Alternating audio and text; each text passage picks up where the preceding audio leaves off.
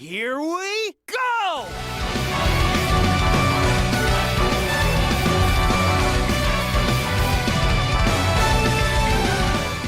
Hey, what's up, Blue Blurs? This is your boy Blake, proud chief of the Blue Blurs, here to present you with another Sonic video. As in this video, we're going to be revisiting one of my favorite Sonic fan games that I ever played. So what's confusing me right now is I made so few videos about this game after I finished my playthrough of the story mode, so why I don't have more videos of this game up by now, I don't understand any more than you guys probably do. But you know what? We're gonna go ahead and make up for lost time. So with that, let's get into the Azure Temple Zone, another of the extra stages that this game comes with. And just to warn you, there are a lot of those in this game, so if you decide to play through them for yourself, you will be here for quite some time. But as Sonic Robo Blast 2 is, that is most likely a good thing, though I think that depends heavily on the stage that you choose to play. In the case of this one, I don't think this would be going on my list of recommendations at all, and one good reason why is, from what little I played in this stage before I decided to finally record it, because I deliberately avoided this up until I was in a position to record my first full playthrough of the Azure Temple Zone, everything is underwater. And when I say everything, I mean everything, like literally the entire stage. At least in the deep sea zone, there were places where you could go above the water in order to collect your bearings and catch your breath. But this time around, I don't think you're gonna get to do that at all. And when you think about that, that alone makes this stage super scary to play. Oh, and you've also got death gas to worry about. You were just above one a bit ago. Still want to play this stage? No? You know what? I don't blame you, and I don't think Sonic Team Jr. does either. They made a wise choice relocating this stage to the unlockable stage list rather than making it a part of the game story campaign, because if they had gone that route, I imagine there would be a ton of rage quit over Robo Blast 2. Thank goodness that's not the case. But yeah, the way this works is, you really have to make use of the underwater physics, especially where your jumping is concerned. Your ground movement isn't really helped out here by the fact that it's cut in half while underwater, but if you use it right with your jumping, it can actually serve you very well. And another thing that will really help you out here is that you can use the bubble shield in this stage. This is actually the first confirmed sighting of the bubble shield in Sonic Robo Blast 2. And that's great because I thought the existence of the fire and water hybrid shield deconfirmed its existence. You know that shield where you zip back towards the ground and upon landing you produce a ring of fire, and because it was half water as well, it would keep you from drowning if you went underwater. So I thought they had decided to replace the bubble shield outright, but apparently not, because now it's back and it could not have come at a better time. As long as we have this, we don't have to worry about the threat of a 30-second timer constantly hanging over our heads like that. Well, a 30-second timer that you can refresh for as long as you're in the habit of picking up air bubbles. Which I prefer not to have to worry myself over all the time, because your oxygen supply is not the only thing you need to worry about here. The platforming in this stage is absurd as well. The way it works is, you have to be super precise with how you use the bounce jump so that you can close these large gaps, all while taking care not to get sniped by any of these statues because they're spitting out fireballs. Put all that together, and you've got a stage that could potentially match Eggman Land from Sonic Unleashed in terms of how unbearable it is. In fact, Aero Garden Zone already blew out of the water, pun not intended again. I don't think I'm going to be avoiding a lot of water-based puns here, honestly. I swear, I'm not trying to make them on purpose. But yeah, this stage, I don't know if I want to play this again after I'm done recording it, honestly. And I don't think anybody can fault me for that. Okay, gotta come over here, because there is an opening that we can go through. Again, I played through a portion of this stage already, so I have a good idea of what's coming up, but I haven't played through all of this, so there could still be a ton of surprises waiting for me. And I'm not exactly eager to find out what those are. Okay, the spin dash helped us out there. I guess being underwater doesn't hurt the spin dash all that much, which is good, because that entire hallway was covered in fireballs, and I don't want to lose this bubble shield for as long as I could help it. It's my lifeline at this point. Okay, no arrows here. There were arrows a bit ago when we jumped down here, and that was why I used a bounce jump so I could reach the ground a lot quicker. Whereas if I just floated down here normally, I was definitely getting sniped without question. And thank God checkpoints exist. Oh, there's also these guys. They appear to be, I guess, explosive fish, but they are also surrounded by bubbles, so if you hit them first, you can then stock your oxygen supply back up after, which is really good. Not that we need to because we have the bubble shield, but something to keep in mind anyway. That said, I have some valuable advice for you. Do not attack the fish when you are above a death gap, because if you do, well, don't attack them when you don't have a bubble shield and you're above a gap, I should say. Because if you pick up the bubble that they come with, your aerial momentum is cut short immediately, and you'll almost certainly be deposited into a death gap. So really pick and choose your places very carefully to attack the fish and get your oxygen back. To attack the fish, I didn't think I'd ever say that. Okay, zip through here. Yeah. Expect to deal with a lot of these. This stage pulls no punches. I suggest jumping like almost a full second early before you're certain that you will be hit, so you can make sure that you don't get hit. Okay, made it through just fine. As long as I got the bubble shield, I'll feel super comfortable. And yo, the music, usually the music in a Sonic stage is very relaxing and characteristic of the stage you're playing, and it's definitely characteristic here, in the sense that it makes this stage feel terrifying. And I don't think that alone describes how I feel about this stage, to be honest. I gotta focus. I expect to be going silent during commentary a ton because I really need to focus. No, crap! Well, it was nice while it lasted. Can we make it through here? Okay. Gotta hurry, gotta hurry, gotta hurry! There we go. And there was a bubble there too.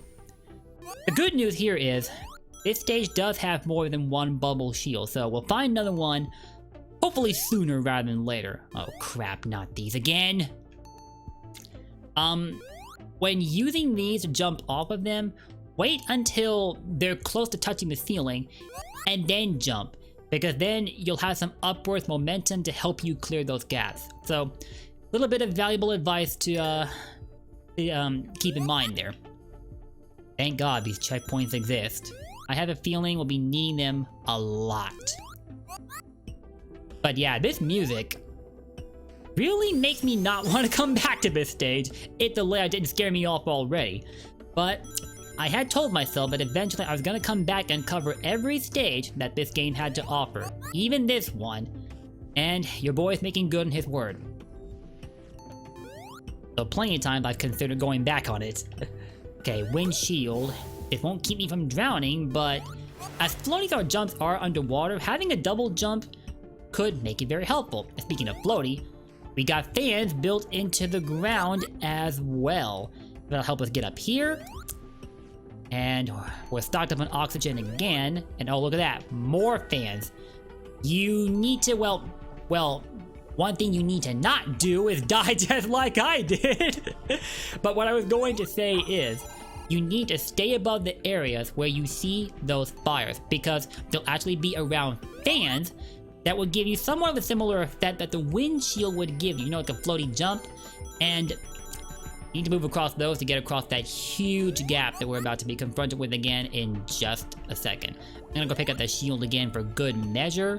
Not that I prefer it over the bubble shield, but it will have to do right now.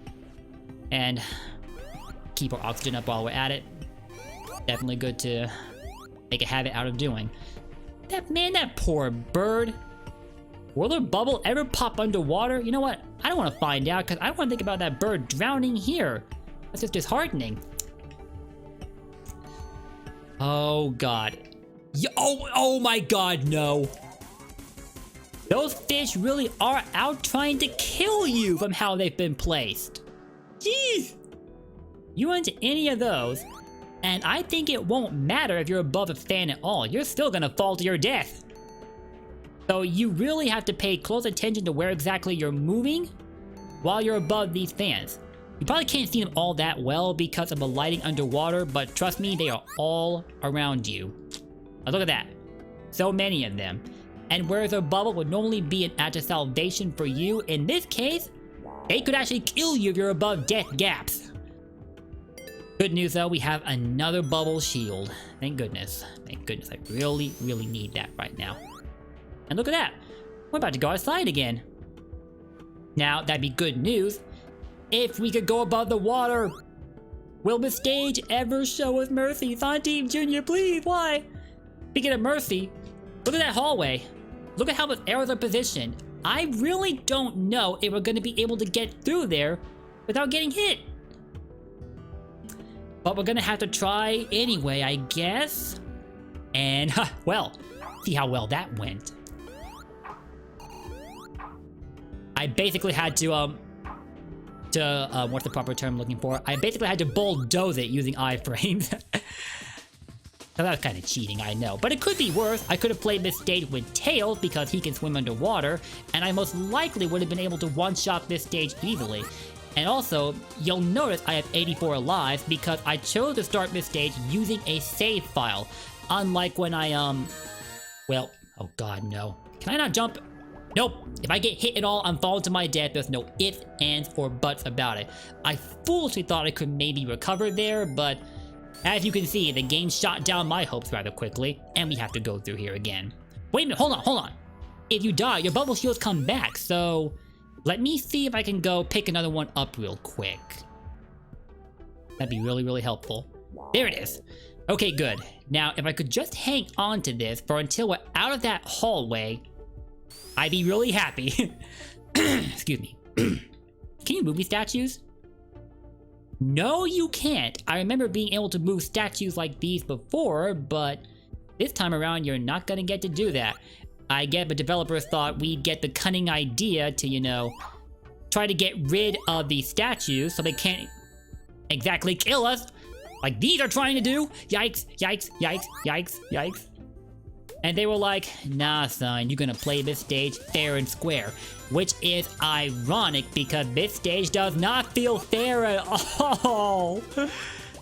But yeah, I'm gonna be the bigger man here and not bust out Supersonic, seeing as I have all the Chaos Emeralds. I don't think he would do me that much good though, because as I said, your movement speed is cut in half underwater, and with Supersonic, you need to build up speed so you can glide with him. Well, I just cucked myself. Oh my god!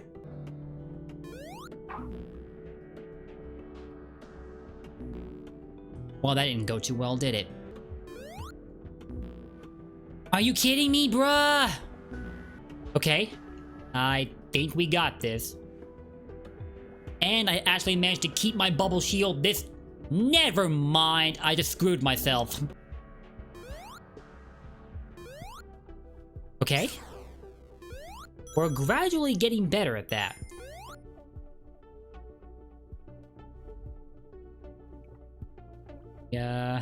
Make it over these this time, please.